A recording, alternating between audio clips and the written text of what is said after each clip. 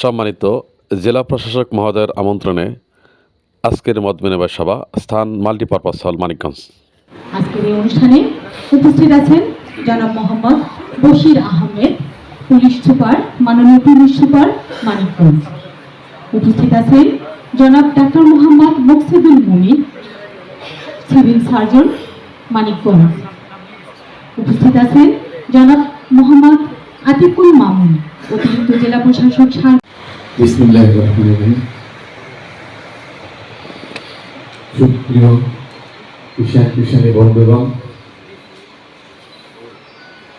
ব্যবসায়ী প্রতিনিধিবৃন্দ, গণমাধ্যম কর্মীবৃন্দ এবং আমার সহকর্মীবৃন্দ, আসসালামু আলাইকুম। আমরা প্রায় 3 ঘন্টারও কিছু সময় বেশি ব্যয় করে আজকে আমরা কৃষি ছাত্র উৎপাদন সংশ্লিষ্ট সকলের সাথে আমরা মত বিনিময় করলাম।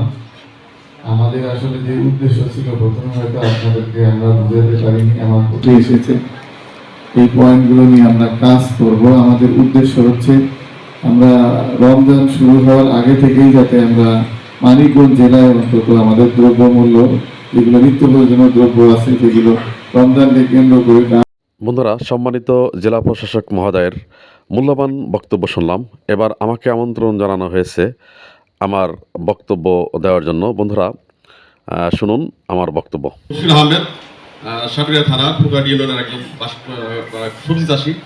আপনারা হয়তো অনেকেই দেখে থাকবেন, আমি গত পর্বে হৃদয়ে মাটির মানুষ অনুষ্ঠানে শাইখ সিরাজ স্যার আমাদের বাসায় এসেছিলেন। এটা সবজি চাষ নিয়ে একটা প্রোগ্রাম উনি করেছে আমাকে নিয়ে। তো সেখানে বেশ কিছু সাইন্টিফিক কথা চলে এসেছিল, যেটা আমি আজ বলবো। সেটা হচ্ছে, আমাদের যারা সবজি চাষ করি, এটা আমার আগেই এক ম্যাডাম বলেছেন, খুব সুন্দর কথা বলেছেন, যে আসলে আমাদের সবজি যখন বেশি বাজার উঠে যায়, তো সেটা নষ্ট হওয়ার একটা প্রবণতা থাকে, এবং যারা কৃষি আবাদ করে তারা কিন্তু লসের মুখে পড়ে যায়। এই জন্য সিরাজ সাহেব আমাদের এই প্রতিবেদনে উঠেছিলেন যে আসলে কোল্ড স্টোরেজের প্রত্যেকটা এলাকায়, যে সমস্ত এলাকায় সাধারণত সবজি চাষ বেশি হয়, সেই সমস্ত এলাকায় কোল্ড স্টোরেজের ব্যবস্থার কথা উনি ওনার প্রতিবেদনে ধরেছিলেন, এবং আমরা সেটা দাবি করেছিলাম।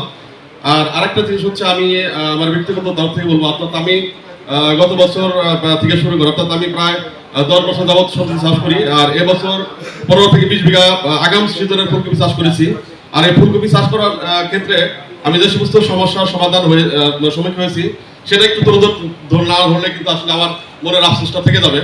কারণ আপনারা জানেন, যারা সবজি চাষ করেন তাদের হচ্ছে ছত্রাকনাশক একটা উপাদান হচ্ছে আমাদের মূল উপাদান দিতে হয়। যেমন এর ভিতরে আছে কার্বনডিজম এবং ম্যানকোজেব, এই দুটো উপাদান হচ্ছে আমাদের মূল উপাদান। যারা আমরা সবজি চাষ করি, এদের মধ্যে লাগে বিভিন্ন কোম্পানির বিভিন্ন নামে এটা পাওয়া যায়। যেমন অটো কোম্পানির অডোস্টিন, বেবিস্টিন, সুফি, এই সমস্ত জিনিসগুলো আপনারা সবাই যারা কৃষক সব জানেন। কিন্তু আমার কথা হচ্ছে, এখানে আমি যে জিনিসটা তুলে ধরতে চাচ্ছি, সেটা হচ্ছে একটা কোম্পানি একটু উদাহরণ দিচ্ছি, যে সেটা হচ্ছে অডোস্টিনটা ধরি। অটো কোম্পানির একটা কার্বনডিজম, এটা এই গ্রুপটার সূত্র হলো প্রায় যারা সবজি চাষ করে তারা সবাই এদের সাথে পরিচিত, কার্বনডিজমের সাথে। তো আমি এবার, অর্থাৎ আমার 20 কেজি সার কার্বনডিজম লাগছে, 20 কেজি ম্যানকোজেব এবং কার্বনডিজম মিলে 20 কেজি লাগছে। এটা কিন্তু অনেক দামি। তো সেক্ষেত্রে আমি পাইকারি দামে যেটা দেখলাম, অর্থাৎ এরা 164 টাকা 100 গ্রামের দাম নেয়। কিন্তু এর যারা প্রোডাকশন, যারা আসলে এই দোকানদার যারা বিক্রি করে, তারা মাত্র 80 টাকাতে কিনে। কিন্তু আমার কথা হচ্ছে, এটা কৃষকদের এত লাগে, যে ছত্রাকনাশকের ভিতরে এত লাগে, কিন্তু এর যে মার্কেট বাজার, যারা উৎপাদন যে কস্ট, এটা কিন্তু 60 থেকে 70 টাকা বেশি না। কিন্তু যারা আমরা কৃষক, এটা আমাদের হাতে পৌঁছতে 200 টাকা লাগে। কিন্তু এখানে যে সমস্যাটা হচ্ছে, অর্থাৎ এই যে একটা মানে বাজারের তারতম্যটা যাচ্ছে, অর্থাৎ তারা 100 টাকা ভাবে যারা প্রোডাকশন করতেছে, 100 টাকাটা মানে লাভ করতেছে। কিন্তু যারা আমরা কৃষক, যাদের আমাদের সাধারণ প্রান্তিক তাদের কাছে কিন্তু 200 টাকা দিতে হচ্ছে। তাহলে এই যে একটা বাজার মূল্যের একটা তফাৎ কেন, এটা আমি মনে করি আমার ডিসি স্যার আছেন, এটা একটু দেখা দরকার। কারণ হলো, এই যে বাজার মূল্যের একটা তফাৎ কেন, অর্থাৎ এর প্রোডাকশন খরচ যদি 80 টাকা হয় বা 60 টাকা হয়, সেটা কেন কৃষক 200 টাকা 250 টাকা কিনবে? হ্যাঁ, এটা হচ্ছে আমার মূলত আসলে দাবি, যে এটা যদি একটু দেখা যায়, অর্থাৎ আমরা এই যে মূল্যের যে একটা মানে বিশাল ডিফারেন্স, এটা একটু দেখতে হবে কাইন্ডলি, যদি আপনারা একটু এটা একটু দেখেন। আর সেকেন্ড হচ্ছে, আমাদের আসলে জিনিসটা হচ্ছে, অর্থাৎ এখন বর্তমান যে যুগ, এই যুগে কিন্তু আধুনিকের কৃষিকাজ করতে হবে। অর্থাৎ আমার একটা স্লোগান আছে, আমার একটা ফেসবুক পেজ এবং ইউটিউব চ্যানেল আছে, আমার এখানে একটা স্লোগান আছে, সেটা হচ্ছে আধুনিক কৃষিকাজ করি, সোনার বাংলাদেশ করি।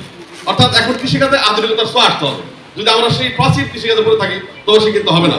তো এখন আমি বিভিন্ন ইউটিউব চ্যানেল দেখি যে আসলে বিভিন্ন দেশে এরা কিন্তু আসলে দেখেন এর কাছের ঘর তৈরি করে এরা কিন্তু সবজি আবাদ করতেছে। আমার মনে হয় বাংলাদেশে এটা আসতে হবে এবং আসবে। কারণ এটা যদি না আসে তবে কিন্তু আমরা বহির্বিশ্ব থেকে পিছিয়ে পড়বো। কারণ হচ্ছে ওয়েদার দিন যাচ্ছে, জলবায়ু পরিবর্তন হচ্ছে।